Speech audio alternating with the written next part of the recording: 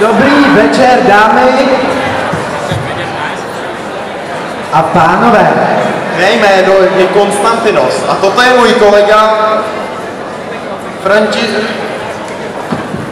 Filip!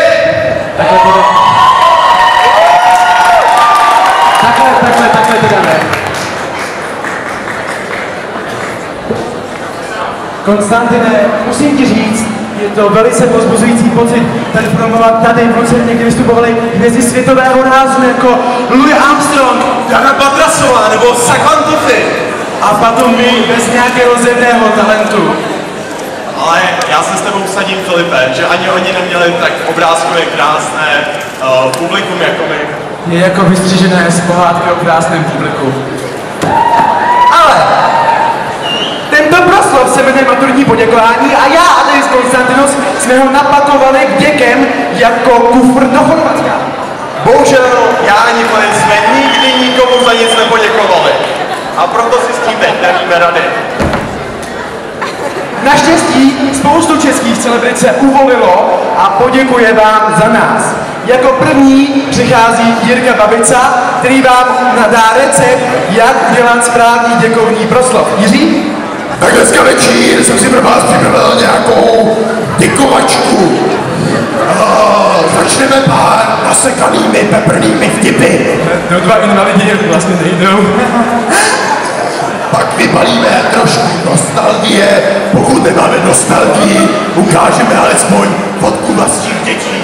Emilka, František. Následně prohodíme. Chvilku dusíme ve vlastní štávě a podáváme s kapkou nervozity. Láďa Ruška používá kůžičky kuřecí, mě zatím nabila solidní husina. Druhý děkující je také kuchař a je to pan Ling Tao z čínské restaurace před Lucernou. Neumí česky? Tak děkujeme, pane Tao, to nevadí. Další je tu zástupce velké finančně poradenské firmy OVV. Dobrý večer, dámy a pánové, dobrý večer. Já vám děkuji, že jste přišli na večerní seminář o finančním poradenství. Co chcete vy? Peníze? Co chci já? Já chci vás všechny. Tak se nebojte a přijďte k nám do OVV. Je to jednoduché, už jste přišli sem k nám dnes. Máte vstupenku do lepšího světa. Do světa peněz. Jenom peněz. Tvoje kravata, ta je z Teslu Podědovi se 2 záplatama. Kravata kolegy je už dá z jazyků ohrožených makaků. A nyní nám teď něco Ladislav Špaček, který se jako poděkování připravil klasické poučení o plesové etiketě. Takže dobrý večer, dámy a pánové. Jsme na plese, ale jistě všichni víte, jak se na něm správně chovat. Pánové, i kdybyste neměli zapínat dolní knoflík úsaka, za dámou jdeme do schodu a před dámou jdeme vždy ze schodu. Předcházíme tím nečekanému pádu. Kravata by vám neměla ani vzorově, ani barevně ladit s kapesníčkem. A dámy, pozor na alkohol, jste přeci jen dámy. No a posledním děkujícím je u nás pan prezident, hlava státu Miloš Zeman.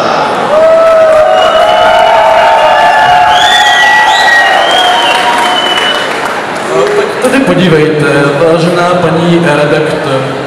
Dnes je tu tolik inteligentních lidí a pak jste tu taky vy. Vás by neměla živit vaše hlava, nýbrž vaše pasy.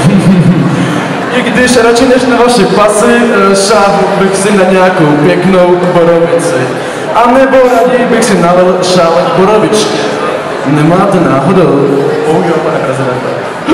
To jsem si mohl myslet. Naštěstí jako skauti jsem vždy velice dobře připraven. Chtěl bych připít na letošní maturanty.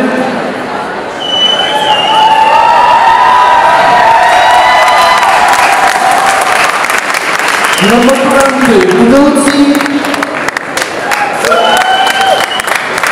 Na maturanty minulé. Na maturanty předminulé. Tak děkujeme, pane prezidente, to by asi stačilo. I když se vám může zdát, že to nemá nic společného s děkováním maturantů, I tito lidé jednou maturovali, kromě Jirky Babici. My s Filipem jsme se shodli, že když už neumíme děkovat, to nejlepší poděkování, kterého se vám od nás může dostat, je upřímný úsměv batoleté.